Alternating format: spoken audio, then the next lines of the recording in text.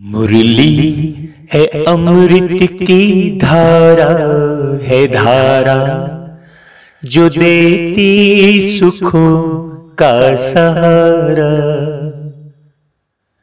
मुरली है अमृत की धारा, है धारा जो देती सुखों का सहारा। भूले जीवन में हो जाए बाबा मुरली में समझाए, तुम्हें देवता बनना है प्यारा, देखो गलती न करना दोबारा। मुरली है अमृत की धारा, है धारा जो देती सुखों का सहारा।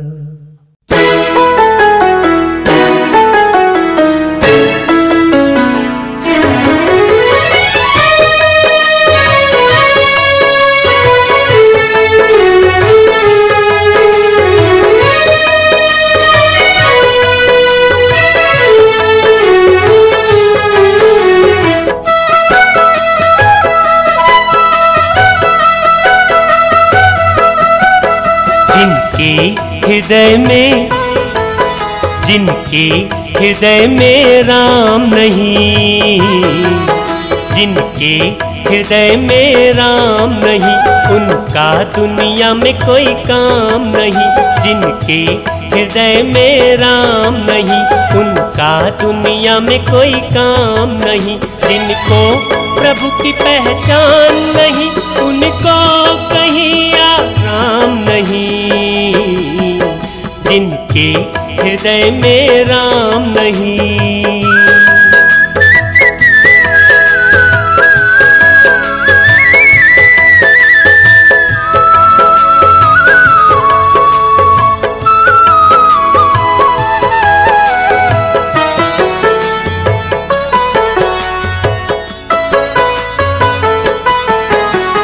संकल्पों को जो भी व्यर्थ गंवाता है, जीवन का अनमोल समय वो खोता है।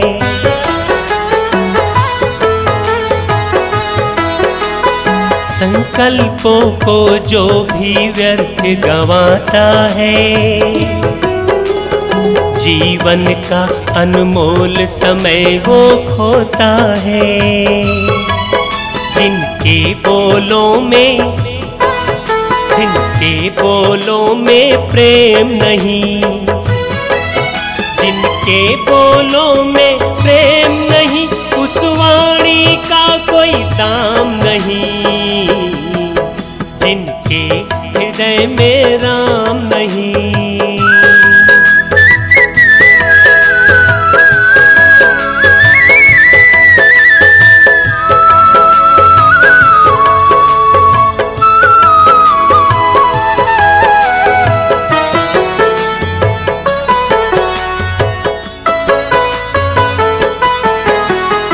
सत्य मार्ग को जो सदा अपनाता है, वो प्रभु के दिल पर चढ़ता जाता है।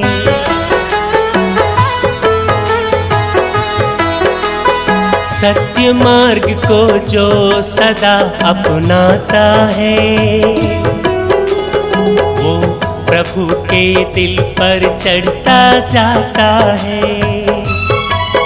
जिनके मन में कोई लक्ष्य नहीं, जिनके मन में कोई लक्ष्य नहीं, उनका कहीं कोई नाम नहीं। जिनके हृदय में राम नहीं, उनका दुनिया में कोई काम नहीं। जिनको प्रभु की पहचान नहीं, उनको कहीं आराम नहीं।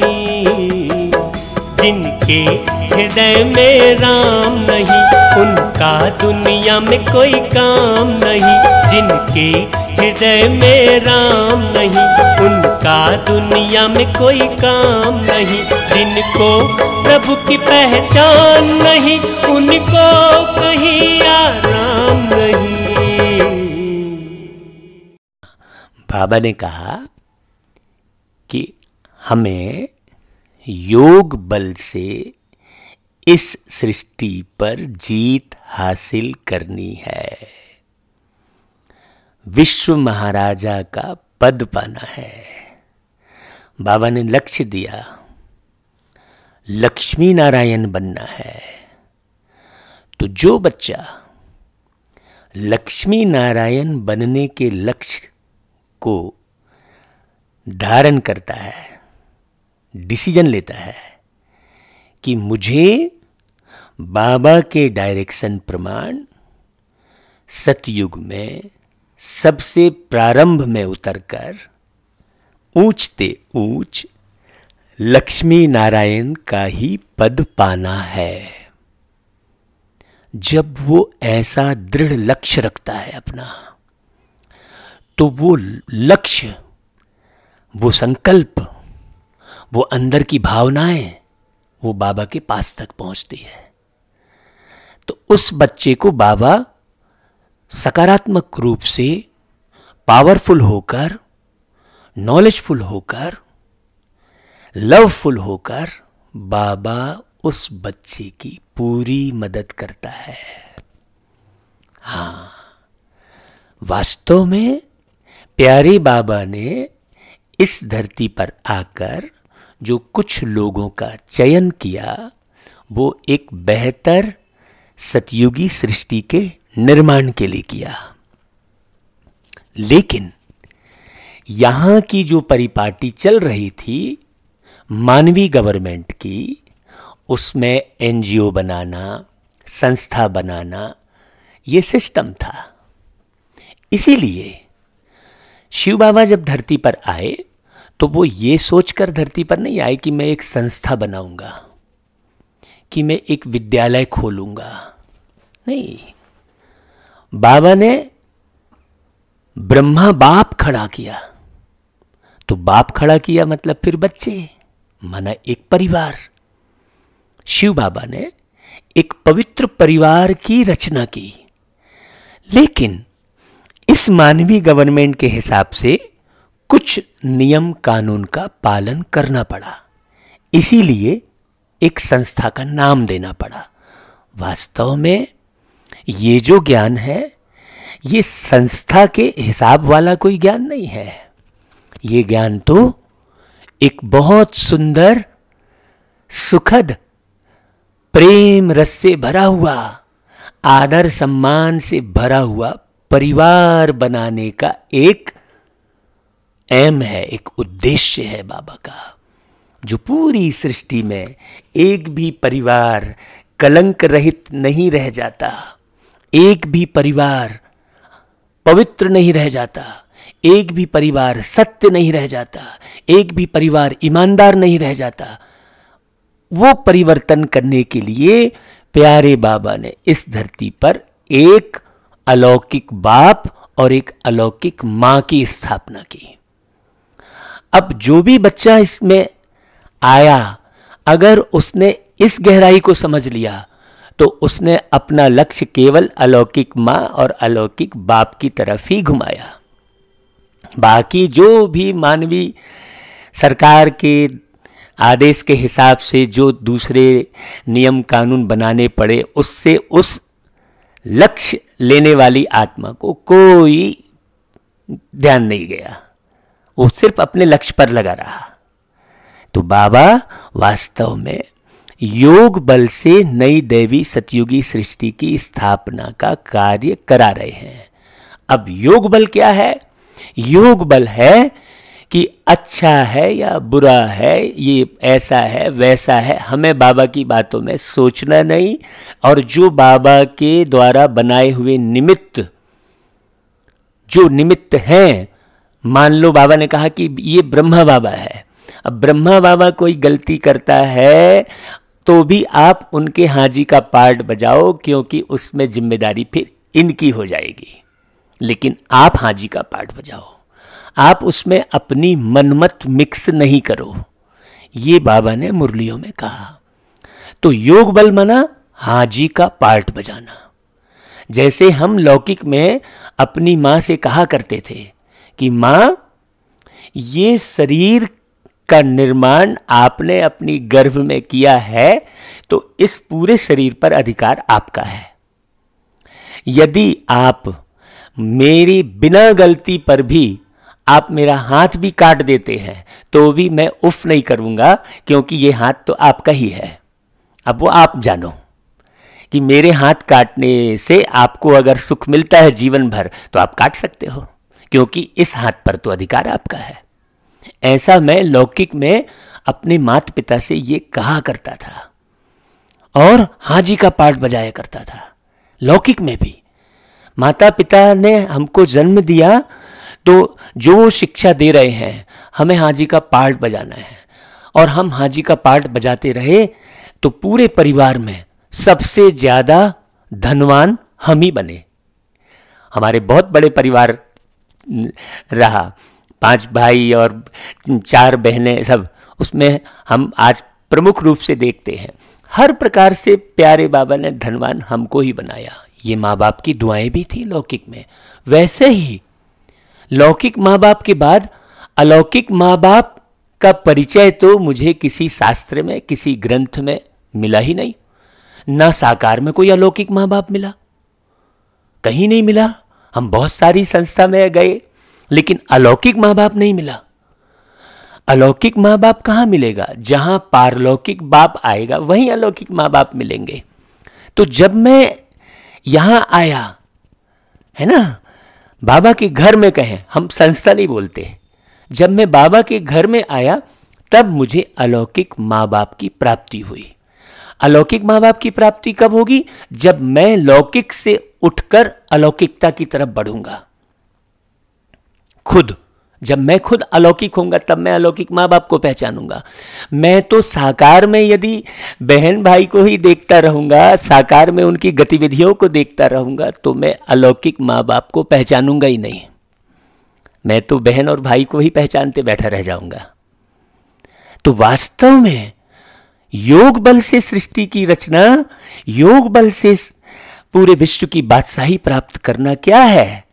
यदि आपको कोई प्राप्त करना है, कोई बात, कहीं आपको यात्रा करना है, कोई मंजिल को पाना है, कहीं बहुत अच्छे स्थान पर घूमने जाना है, तो रास्ते में आपको बहुत सारी परेशानियां आएंगी, लेकिन आप उन परेशानियों को सुधारते नहीं बैठे रहेंगे।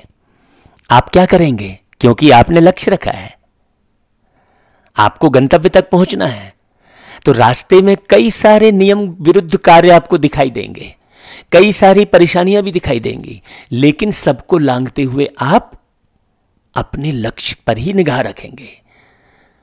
तो जो बच्चा लक्ष्य को नहीं पहचानता है वो जमाने भर की कमी कमजोरी को ढूंढता बैठेगा और वो वहीं रुका रहेगा। सपोज आप एक शहर से दूसरे शहर जा रहे हैं, तो रास्ते में आपको नाला पड़ा, तो अब आप दूसरे शहर जो जा रहे थे और जो प्राप्ति बहुत बड़ी होने वाली थी उस शहर में, आपकी बुद्धि में आ गया नहीं पहले ये नाला ठीक करवा दूं। तो आप नाला ठीक करवाते नहीं बैठे रहेंगे, आप क्या करेंगे? जैसी तैसी व्यवस्था करेंगे, टेम्परेरी भी जैसा भी करेंगे और पार हो जाएंगे। फिर उस समय गधे को भी बाप बोलेंगे कि भैया तू मेरे को ये नाला पार करा दे कैसा भी करके, क्योंकि मुझे तो वहां जाना है। आप उसके निर्माण में नहीं लग जाएंगे।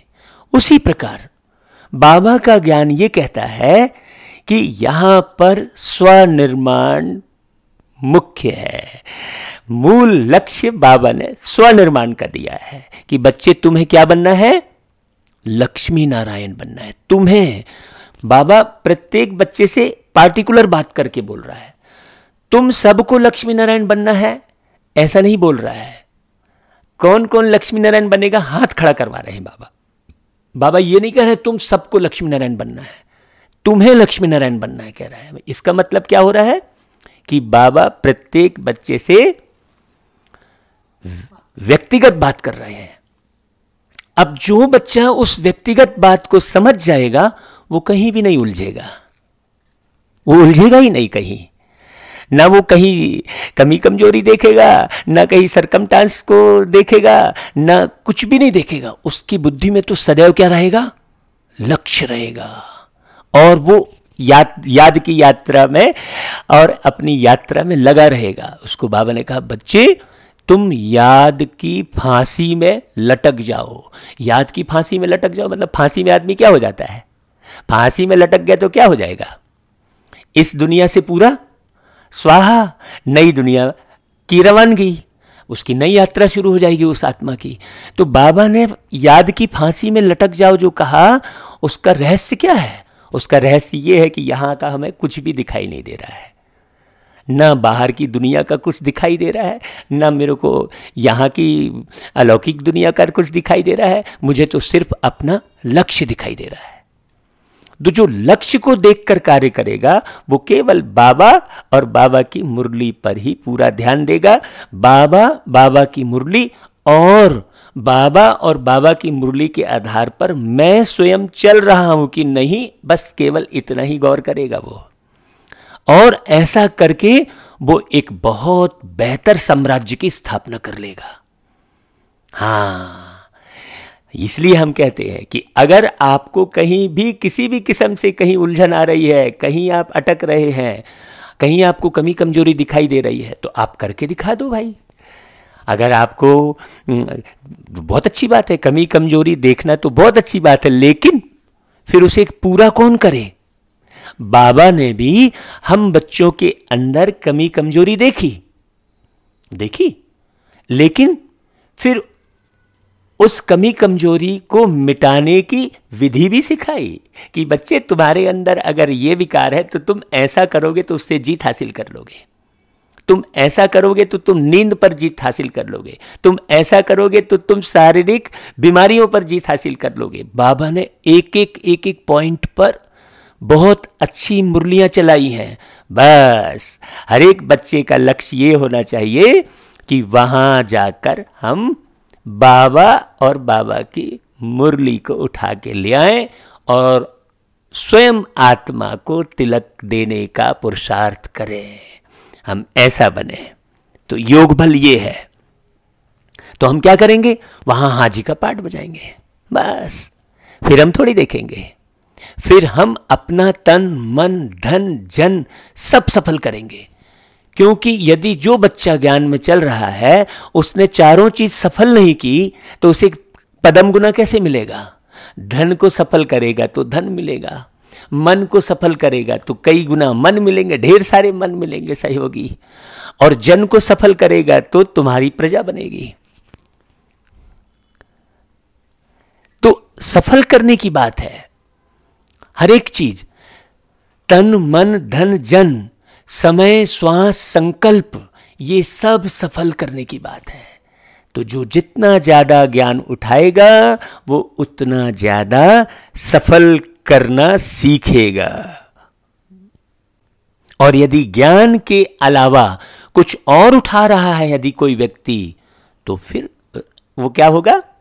रुकते पड़ते जाएगा, फिर गिरेगा फिर उठेगा, फिर गिरेगा फिर उठेगा। तो मंजिल तक पहुंचते तक उसकी हालत क्या हो जाएगी?